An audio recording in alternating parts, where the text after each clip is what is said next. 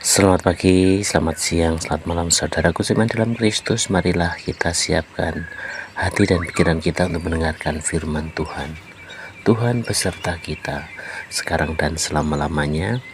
Inilah Injil Yesus Kristus menurut Yohanes bab 6 ayat 52 sampai 59.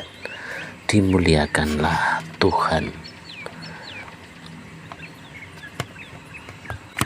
Roti hidup. Orang-orang Yahudi bertengkar antara sesama mereka dan berkata, "Bagaimana ia dapat memberikan dagingnya kepada kita untuk dimakan?" Maka kata Yesus kepada mereka, "Aku berkata kepadamu, sesungguhnya jikalau kamu tidak makan daging anak manusia dan minum darahnya, kamu tidak mempunyai hidup di dalam dirimu. Barang siapa makan dagingku dan minum darahku, ia mempunyai hidup yang kekal, dan aku akan membangkitkan dia pada akhir zaman. Sebab dagingku adalah benar-benar makanan, dan darahku adalah benar-benar minuman. Barang siapa makan dagingku dan minum darahku, ia tinggal di dalam aku dan aku di dalam dia.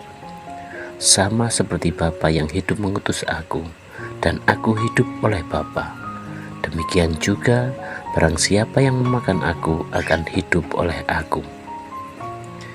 Inilah roti yang telah turun dari surga, bukan roti seperti yang dimakan nenek moyangmu dan mereka telah mati. Barang siapa makan roti ini, ia akan hidup selama-lamanya." Semuanya ini dikatakan Yesus di Kapernaum ketika ia mengajar di rumah ibadat. Demikianlah Injil Tuhan, terpujilah Kristus. Selamat pagi para saudaraku seiman dalam Kristus. Tema renungan kita hari ini adalah tentang roti hidup dan ekaristi. Saudara-saudari yang terkasih dalam Kristus, dalam Injil Yohanes hari ini kita mendengarkan perkataan Yesus yang cukup mengejutkan. Barang siapa makan dagingku dan minum darahku, ia mempunyai hidup yang kekal. Banyak orang pada waktu itu bingung, bahkan merasa sulit menerima ajaran ini. Kalau kita jujur, mungkin kita juga pernah merasa hal yang sama. Bagaimana mungkin makan dan minum tubuh dan darah Kristus membawa kehidupan? Namun disinilah letak inti iman kita. Sebagai umat Kristiani, Yesus tidak hanya ingin dekat dengan kita, Ia ingin menyatu dengan kita. Ia memberikan dirinya secara total dalam sakramen ekaristi. Dalam setiap perayaan ekaristi, roti dan anggur bukan lagi sekedar simbol, tetapi sungguh menjadi tubuh dan darah Kristus yang memberi hidup. Apa maknanya bagi kita? Yang pertama adalah Yesus adalah sumber hidup kita.